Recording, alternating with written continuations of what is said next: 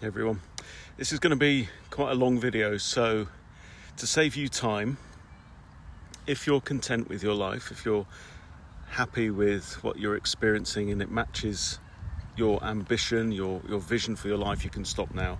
You're good, you don't need to watch this, okay? But if you feel that there's more, if there's a part of you that some kind of deep unexpressed thing that's been whispering in the background maybe for years, then please keep listening, because that's the part of you that I want to speak to. Okay, so I need to start by telling you a bit of a story of what's happened to me within the last 48 hours. So a bit of background.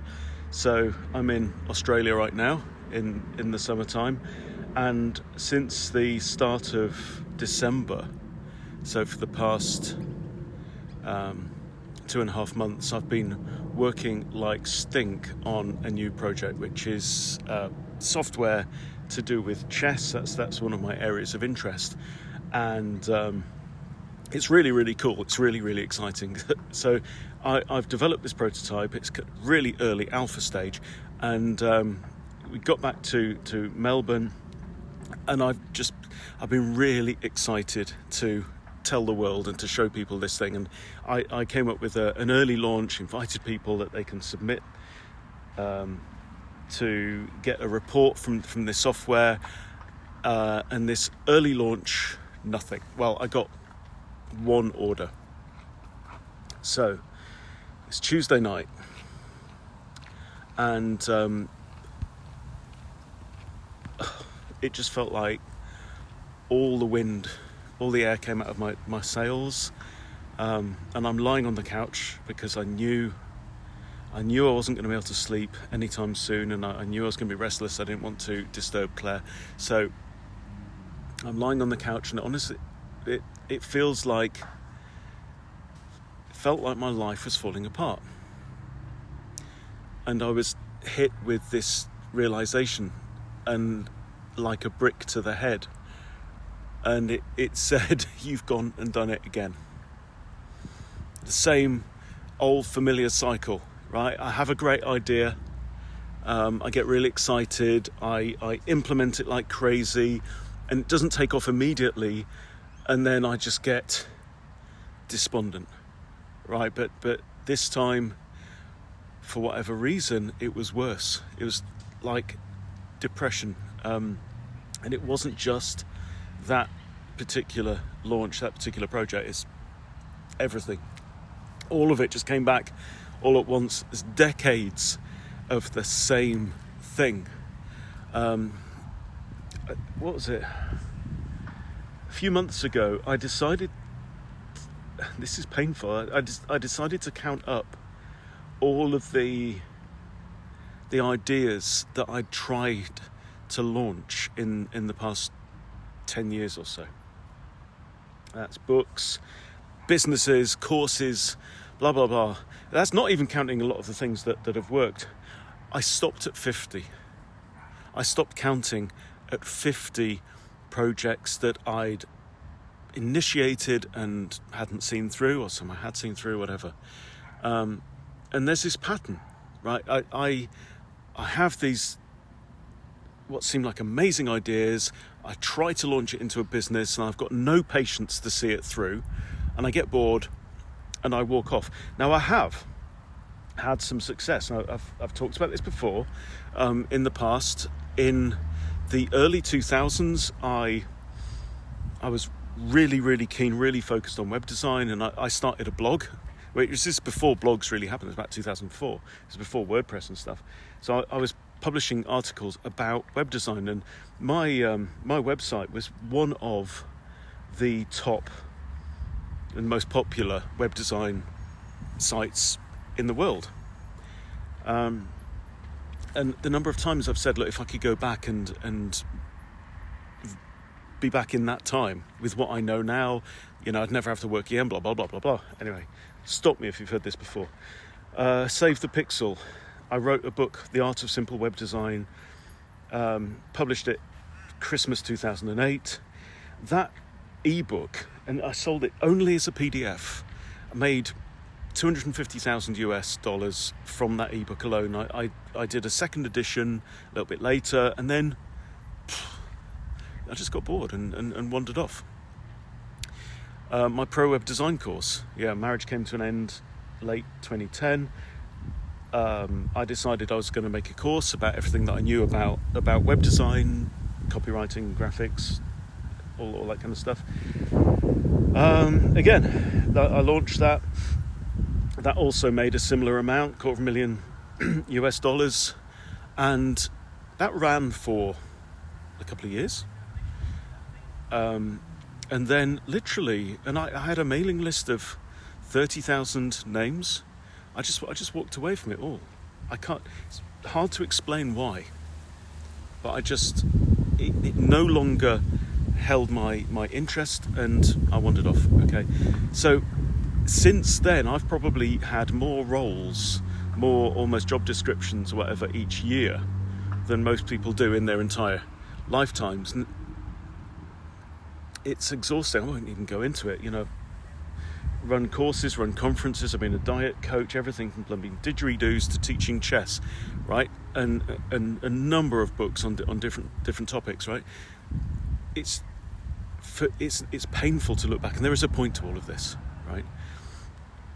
When I look back at that back catalogue, what I'm left with is just this overwhelming sense of grief. I know, missed opportunities. When the key thing as well, though, is that I've just beaten myself up for doing that thing over and over again. Okay, just like I did on Tuesday night.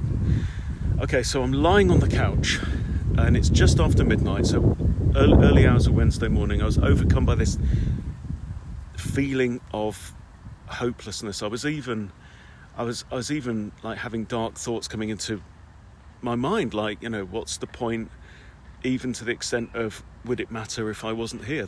Those kinds of things, okay? And then I just went, I'm not going to fight this. I can't fight this. And I didn't even know what it was that I was fighting. Is it my ego? Is it the voice of truth that's coming from my own subconscious?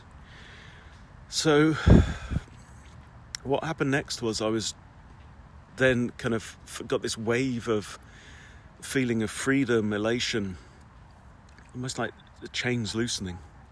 So I relaxed into this not fighting it, and basically surrendered to what was, whatever that was, right? And I listened, and it was like there was a voice there saying, you're trying to be like people that you're not like. You're trying to be like people who aren't like you. You're made this way for a reason, for something else. And I had this sense that what I had to do was to stop doing that and to work with the way that I'm made, to work with my own design, with my purpose. And I realized that I'd been trying to fight my way through the wrong path, and life had been letting me know that I was fighting against it, right? And the messages had been getting louder, and the nudges from the universe had been getting stronger, and to this point it's like a blooming brick to the head. Now, I didn't know at that point what the right path looked like, but at least I was ready to sleep. I was able to go to bed and sleep. So the next day, at Wednesday, and I had this realization that it was now the year of the fire horse. That Tuesday night was literally the tail end of the year of the wood snake.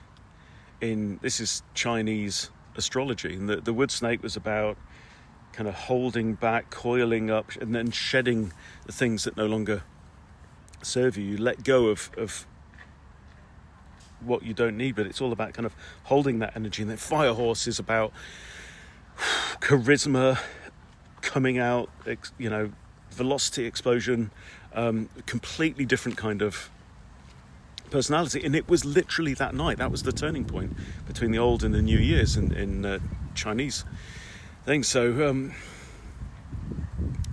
I realized that I've been trying to succeed in the way that I see other people succeeding.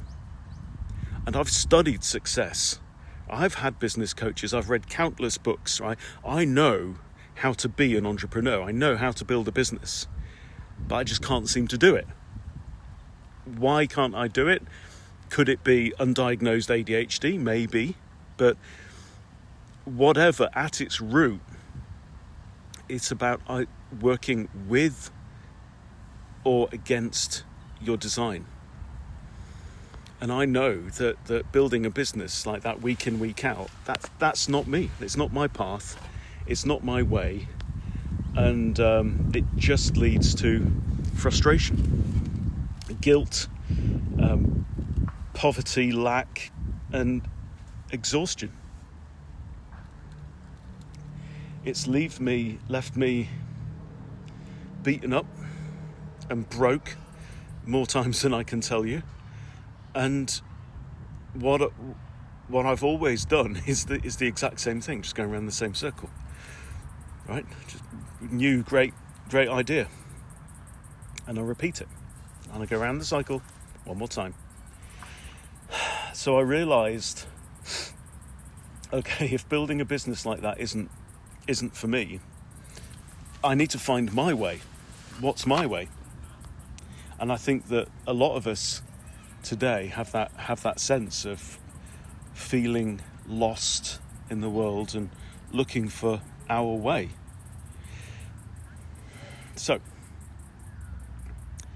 here's the process that I went through, and this is how, like, some thoughts and ideas on how you can see your own way, right?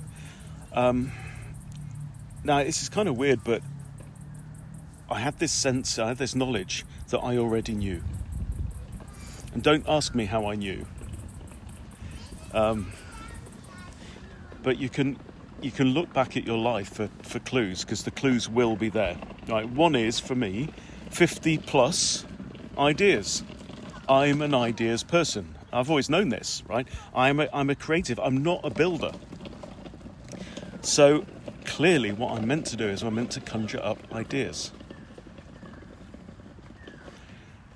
And another thing that I realise is actually there's this one theme of multiple times when I've tried to start what really turns out to be the same book over the years.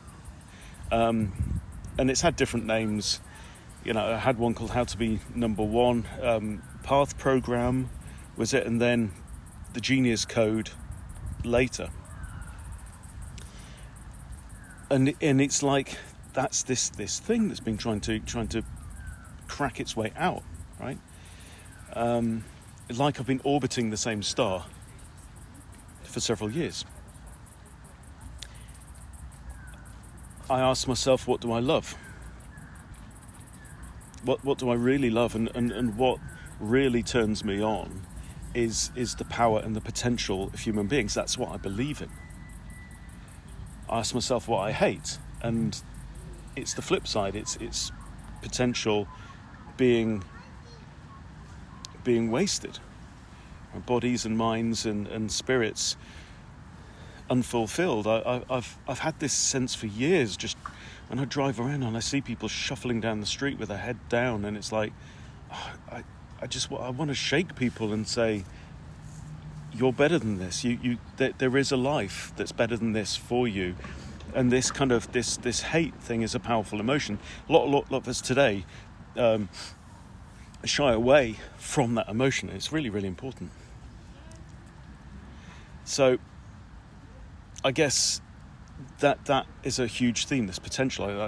That my life has been a long journey to discover and unlock potential.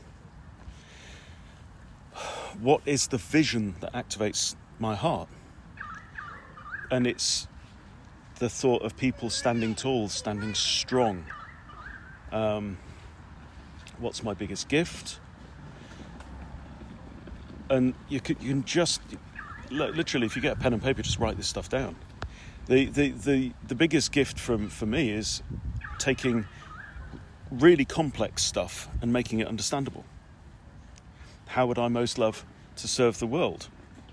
Okay, or what does the ideal lifestyle look? That's another thing that's come up through expert liberation, then prosperous mind, is this theme of your lifestyle, and it's the point is it's already there. You already know it, right?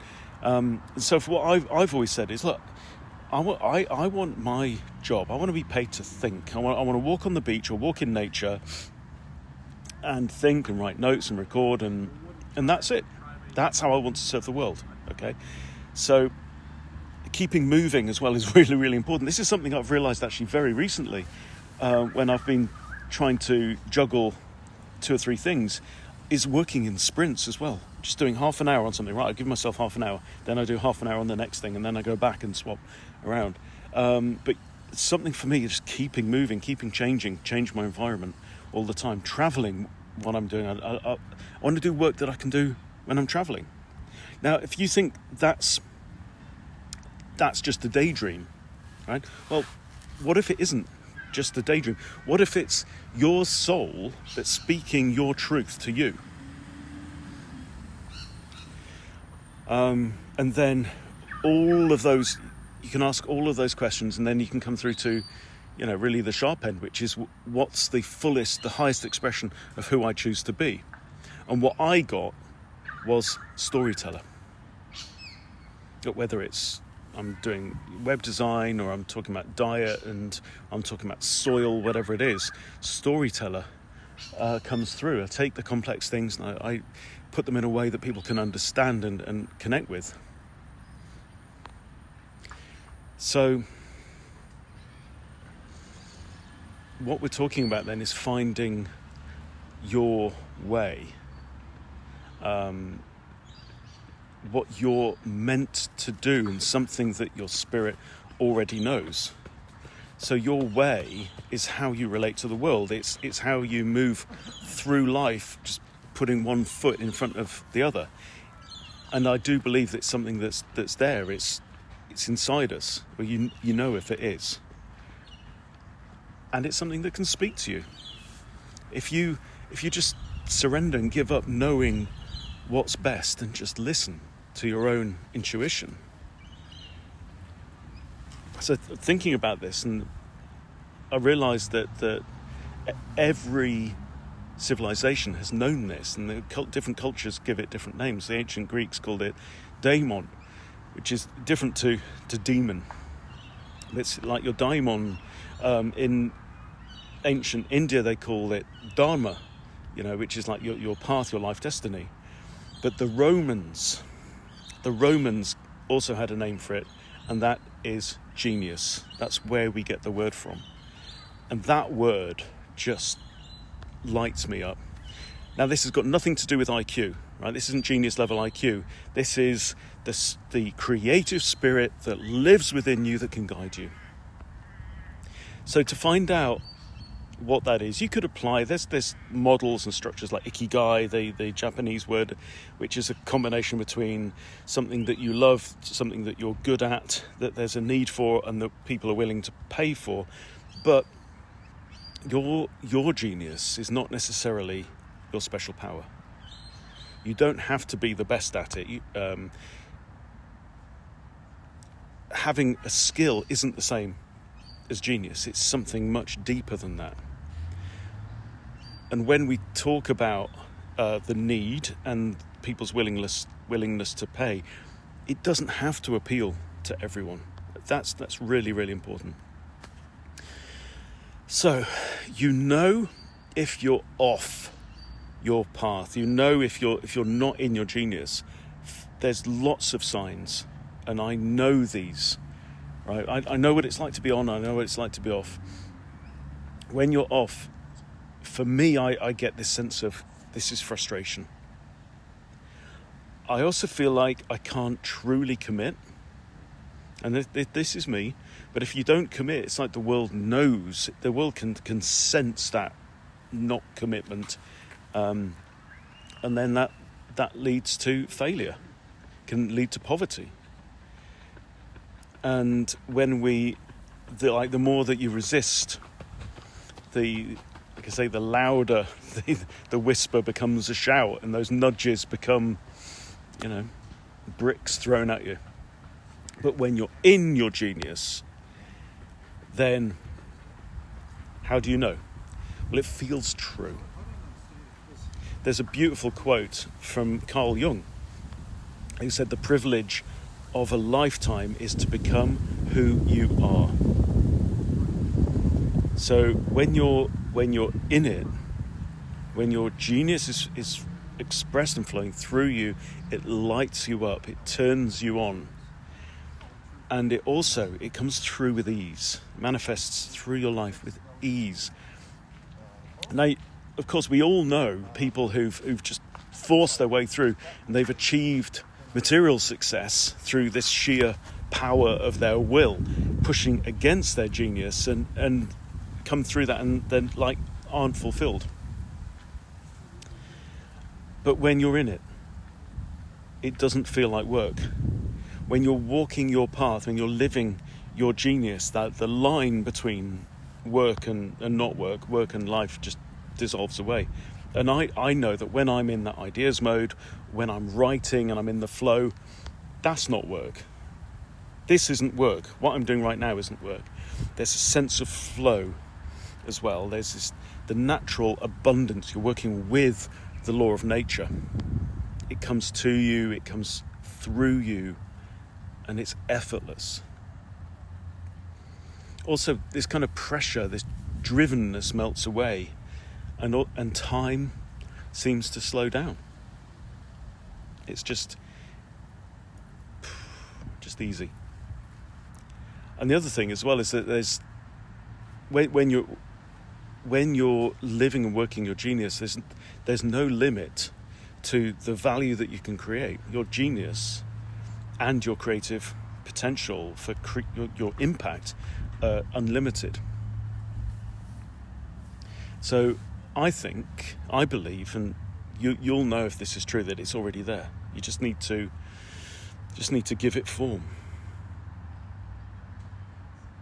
Don't wait for your genius to choose you. Don't wait for the world to give you permission. You choose. I've been reading a book by William Whitecloud about following your intuition and tuning into your superconscious. And he said, make it up. Declare it. And then you build the outer reality to match the inner truth that you've declared. So it's not about fitting in with anything that you see anybody else doing today. Of course, we're all unique. Your genius is unique. And you don't have to persuade anybody, a damn soul. Because when you express your genius into the world, you will attract the right people. Just let them recognize it. Your genius will speak to the souls of some people out there, and it will feel exceptional, unique. And other people might think you're full of shit. And there'll be people, you might have got this far into the video thinking I'm full of shit, and that's absolutely fine. But when you find somebody and they really hear it, and they hear that truth, that genius coming from you, it will feel like familiar to them, even though they've never seen it before. It is familiar. And I can't explain why, other than in some way we're all connected through our superconscious, and time isn't real. And your genius doesn't have to be perfect either. There's a lovely line in the Bhagavad Gita that says, it's better to live your own destiny imperfectly than to live somebody else's perfectly. So we don't have to wait for the world to validate our genius. The world is never going to encourage us to live our truth or to look for our truth, because since the Industrial Revolution a couple of hundred years ago, society has told us that our role in life is to be cogs in the machine. Get a job, work for somebody else, earn a wage, pay your taxes, die. And we wrote about this, I think, in the Red Pill Revolution, that Calvinism, this kind of puritanical Christianity, was invented around that time. And the message of that, the core message is hardship in this life is a good thing and you'll get your reward in the next life. And that's just Industrial Revolution religion for you. So your genius will polarize people, and that's brilliant, that's okay. You don't need everyone to appreciate what you're doing. So how do we express it? So to me, I think it comes back to probably the oldest thing that we know, which is story. Story is fundamental to humans. It's prehistoric. It obviously way older than the written word, because our story is how we've always made sense of the world. It's when we sat around the campfires addressing the most fundamental questions. Why are we here? What's the point of it all? What do we need? How can we help each other? So for me, as a storyteller, I can't think of a higher purpose than to help others to bring their genius stories to life. And I mean, look, I'm in a park, right, on the other side of the world, recording this content now. I can upload over the ether. It's easier than ever to make content. We've all got these film studios in our pockets now, and that's fantastic. But all that really does, it just shifts the game. It's not a game changer. It just moves the lines, really, because like they say, the best thing about the internet is everyone can be a publisher, and the worst thing about the internet is everyone can be a publisher. And we can all now. I mean, just look at the world of TikTok and Facebook and Instagram and everything. The world is flooded with content. We don't need any more content, guys. And a lot of it now, in the last year, has just been shat out by AI. It sounds good, it looks good, it draws your attention, but it's just meaningless. There's something that just doesn't feel right about it. So the more content that there is in the world, the more we crave and value meaning. We want tales that we can connect with, that we can empathize with, identify with, from humans. We need that human connection. We want stories that move our hearts, move our souls. And so getting our own stories out has never been more important. And then what you do is you step into your own story, the story that you've made up, the story that you've written for your life. Be it. Don't have to wait for an invitation. It's that old be, do, have model. Most people go through life thinking have, do, be. If I had that, then I'd be able to do what those people do, and then I would be successful, happy, wealthy, whatever. Be it first. Be that person. And then wake up and do what that kind of person does. And then the have will come along with it. That's the idea. And I've proven what it's like, going against that for years and years.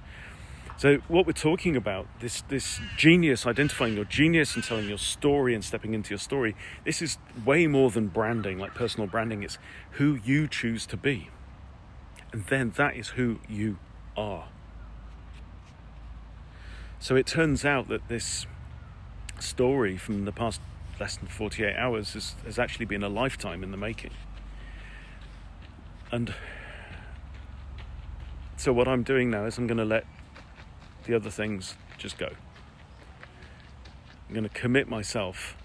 I am committing myself to helping you, helping people to discover your genius, to give it shape, to feel who you want to show up as in the world, and to help you express that through your unique individual story.